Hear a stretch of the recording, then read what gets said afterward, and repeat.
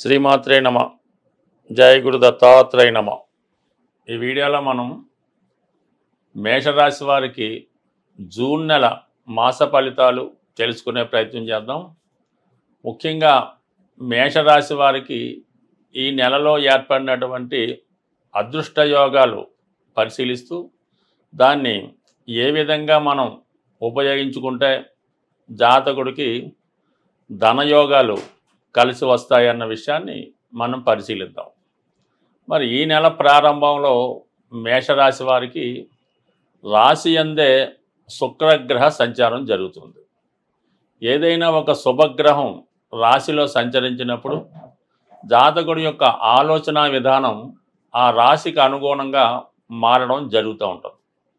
మరి శుక్రుడు ధన సంపాదనకి కారకుడు, విలాసాలకి, ఖరీదైనటువంటి వాహనాలకి, సౌకర్యాలకి కారణం అవుతూ ఉంటారు. అందువల్ల జాతకుడి యొక్క ఇటువంటి అవకాశాలు, మంచి హోటల్లో స్టే చేసే అవకాశం వస్తుంది, చాలా ఖరీదైనటువంటి వాహనాల్లో ప్రయాణం చేస్తూ ఉంటారు. అలాగే అవకాశం ఉన్నవాళ్ళు ఏదైనా తమ గృహాన్ని సౌందర్యంగా తీర్చిదిద్దుకోవడం, కొత్త వాహనాలు కొనుక్కునే ప్రయత్నం చేస్తారు. ముఖ్యంగా స్త్రీలు ఏదైనా వారి యొక్క అలంకరణ సామాగ్రి ఇంకా పెంచుకొని ఇంకా అందంగా కనిపించాలనే ప్రయత్నం జరుగుతుంది.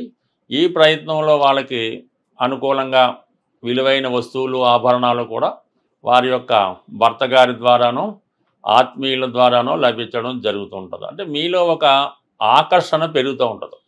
ఎక్కడికి వెళ్ళినా కూడా సముచిత గౌరవం పొందుతూ ఉంటారు, మంచి ఆదరణ గౌరవం కూడా పొందుతూ ఉంటారు. ఇది ఎక్కువగా సినిమా రంగంలో ఉన్న వాళ్ళకి, సేల్స్ రంగంలో ఉన్న వాళ్ళకి బాగా ఉపయోగపడే అవకాశం ఉంది.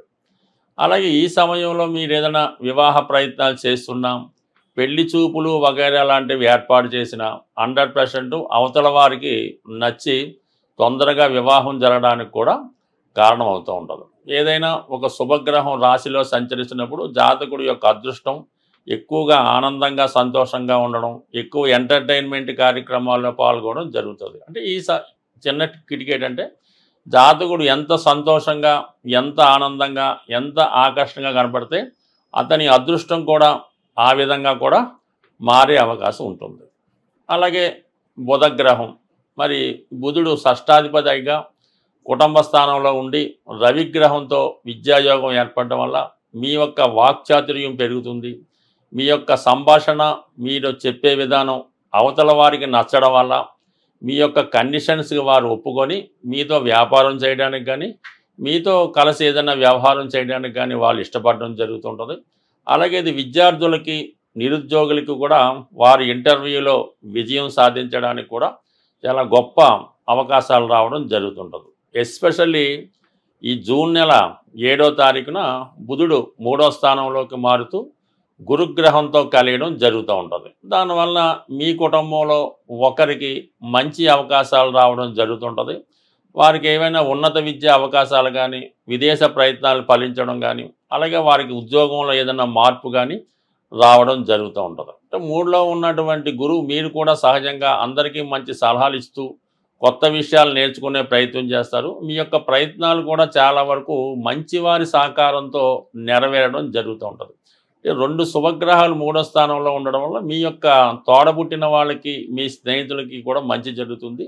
మీరు కూడా వారికి సహాయం చేద్దామనే ఆలోచనలో వారికి మంచిగా ప్రయత్నం హెల్ప్ చేస్తూ ఉంటారు. అంటే 3లో ఉన్నటువంటి ఈ 2 గ్రహాలు 9వ స్థానాన్ని, సహజ భాగ్యస్థానాన్ని వీక్షించడం వల్ల మీ వరకు అనుకోకుండా ఏదైనా విద్య ద్వారా కానీ, వ్యాపార పరంగా కానీ అనుకోకుండా ప్రయాణాలు చేయవలసి రావడం, ఆ ప్రయాణంతో పాటు ఏదైనా ఒక పుణ్యక్షేత్రాన్ని దర్శిద్దామనే ఆలోచన కలుగుతుంది.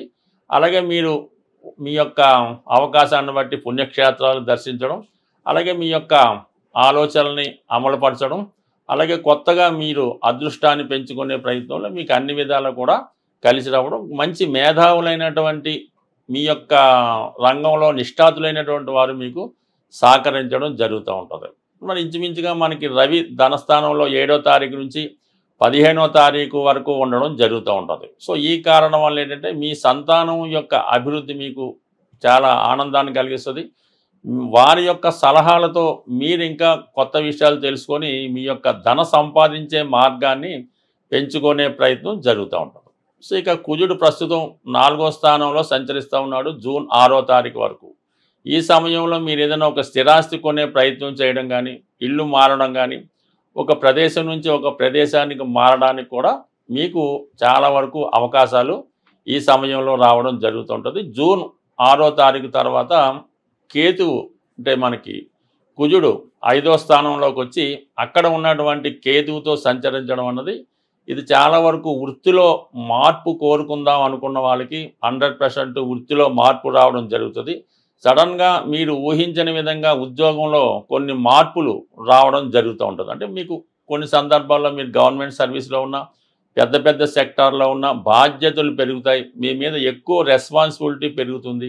అనుకోకుండా మీరు మీ యొక్క స్థాయిని మారుతూ ఉంటుంది. కొంతమంది కొత్త ఉద్యోగ ప్రయత్నాలు చేస్తూ ఉంటారు, కొంతమంది ఉద్యోగాన్ని మారుతూ ఉంటారు. ఏదైనా మళ్ళా మీ జీవితంలో ఈ సంవత్సరంలో ఈ జూన్ 7 తర్వాత ఒక గొప్ప అవకాశం రాబోతుంది. దాన్ని మీరు యూటిలైజ్ చేసుకోవడం వల్ల చాలా వరకు ఏదైనా ఒక మార్పు రావాలంటే, ఒక అభివృద్ధి కలగాలంటే ఒక మార్పు రావాల్సి ఉంటుంది. ఆ మార్పు ఇప్పుడు వచ్చినట్టు భావించాలి. వీటన్నిటికీ తోడు మీకు 12వ స్థానంలో శనిగ్రహ సంచారం వల్ల ఏంటంటే మీరు ఏదైనా ఇన్వెస్ట్మెంట్ చేస్తున్నప్పుడు మాత్రం జాగ్రత్తగా ఆలోచించి రిటర్న్స్ ఎంత తొందరగా వస్తాయో చూసి దాని మీదే ఇన్వెస్ట్ చేయాలి తప్ప ఎట్టి పరిస్థితుల్లో కూడా నమ్మకం లేని చోట ఇన్వెస్ట్ చేయడం వల్ల టోటల్గా నష్టపోయే అవకాశం ఉంది. బట్ ఏదైనా రాహు మీ యొక్క ఆదాయాన్ని నిరంతరం మార్చుకుంటూ ఏ రోజుకి ఆ రోజు మీ ఆదాయ వ్యయాల్ని సరి చూసుకుంటూ ప్రోగ్రెస్గా వెళ్ళే అవకాశం ఉంటుంది. ఏదైనా మేషరాశి వారికి ఈ నెలలో ధన సంపాదించే మార్గాలు ఎక్కువ పెరిగాయి. దానికి తగిన అవకాశాలు కూడా పుష్కలంగా ఉండడం వలన మీ యొక్క ప్రయత్నం ఎంత తొందరగా ఎప్పటికప్పుడు రివ్యూ చేసుకొని ఏ రోజుకి ఆ రోజు మీ ఆదాయాన్ని సరిచూసుకుంటే 100% తొందరలోనే మీరు చాలా ధనవంతులుగా మారే అవకాశం ఉంటుంది. ఏదైనా ఈ జూన్ నెలలో ధనాన్ని అదృష్టాన్ని ప్రసాదించే గురు గ్రహం మౌఢ్యంలోకి వెళ్ళడం జరుగుతుంది. అంటే ఇంచుమించుగా మనకి జూన్ 10వ తారీఖు నుంచి జూలై 8వ తారీఖు వరకు కూడా ఈ గురు మౌఢ్యం అన్నది ఏర్పడడం జరుగుతుంది. దాని శుభకార్యాల మాట పక్కన పెట్టిన మనీ రొటేషన్ అన్నది చాలా వరకు తగ్గిపోవడం జరుగుతూ ఉంటుంది. ప్రతి ఒక్కరికి కూడా ఆర్థిక పరమైనటువంటి టైట్ ఏర్పడుతూ ఉంటుంది. అంటే సమయానికి మనకి రావాల్సింది రాకపోవడం జరుగుతూ ఉంటుంది. సో ఏదైనా ఏ గ్రహమైనా మనకి అనుకూలమైనటువంటి ఫలితం ఇవ్వాలంటే ఆ పరమేశ్వరుని యొక్క అనుగ్రహం తప్పనిసరిగా ఉండాలి. అంటే శివుడు అభిషేక ప్రియుడు అవడం వల్ల శివునికి ఈ సమయంలో మనకి ధనాన్ని ఇచ్చే కొన్ని పరిహారాలు తెలుసుకుందాం. అందులో ముఖ్యంగా శివునికి ఈ మారేడు దళములు సంపాదించి అవి నీటిలో వేసి ఆ జలంతో అభిషేకం చేయవలసి ఉంటుంది. అంటే మారేడు దళములు వేసినటువంటి వాటర్తో అభిషేకం చేయాలి. దాని తర్వాత ఏంటంటే రుద్రాక్షలు కొత్తవి తెచ్చి నీటిలో నానబెట్టి ఆ జలంతో అభిషేకం చేయడం వల్ల ఎంతటి కష్టమైనా పోతుందన్నమాట. ఆఖరికి పెద్ద క్రైమ్ అయినా పోతూ ఉంటుంది. దాని తర్వాత జనరల్గా ధనం కొరకు చెరుకు రసంతో అభిషేకం, లేదా ఆవు పెరుగుతో అభిషేకం, లేదంటే అరటిపళ్ళు గుజ్జుగా తయారు చేసి వాటి యొక్క అరటిపళ్ళు యొక్క పానకంతో అభిషేకం చేయొచ్చు. దీని తర్వాత ఏంటంటే లక్ష్మీ అమ్మవారికి శుక్రవారం రోజు ఎరుపు రంగు పూలతో అలంకరించి పూలదండ వేసి మరి చలిమిడి వడపప్పు పానకం నైవేద్యంగా పెట్టి ఈ ప్రసాదాన్ని ముత్తైదువులకి, కన్య పిల్లలకి, 12 సంవత్సరాల లోపు పిల్లలకి మీరు వాళ్ళకి ప్రసాదం ఇవ్వటం వల్ల, అంటే ప్రసాదం అంటే ఏదో కాకుండా సంతృప్తికరంగా ఒక ప్లేట్లో చక్కగా ఈ వడపప్పు చలిమిడి పానకం వేసి హ్యాపీగా తినేలాగా పెడితే కంపల్సరీగా మీకు ఆ ఫలితం రావడం జరుగుతూ ఉంటుంది. అలాగే మన గృహం ఇంకా ఏదైనా మీ యొక్క జాతకాన్ని సంపూర్ణంగా క్షుణ్ణంగా తెలుసుకోవాలి, అలాగే మీ యొక్క జీవితాన్ని బాగుపరుచుకొని అటు మీ యొక్క సొంత గృహాన్ని అంటే నివసిస్తున్న గృహాన్ని, అలాగే మీ యొక్క జాతకాన్ని ఏమైనా లోపాలు ఉంటే సరి చేసుకొని మీరు అదృష్టవంతులుగా మారాలంటే అంటే మీకు తెలుసున్నటువంటి జ్యోతిష్కులు ఎవరైనా ఉంటే వారిని సంప్రదించి వారు చెప్పింది ఫాలో అయింది. లేనప్పుడు ఇందులో ఇచ్చినటువంటి ఫోన్ నెంబర్లో మమ్మల్ని సంప్రదించడం వల్ల కూడా సాధ్యమైనంత వరకు మాకు తెలిసిన పరిజ్ఞానం ప్రకారం మిమ్మల్ని అదృష్టవంతులుగా మార్చే ప్రయత్నం కూడా చేసే ప్రయత్నం జరుగుతుంది. స్వస్తి.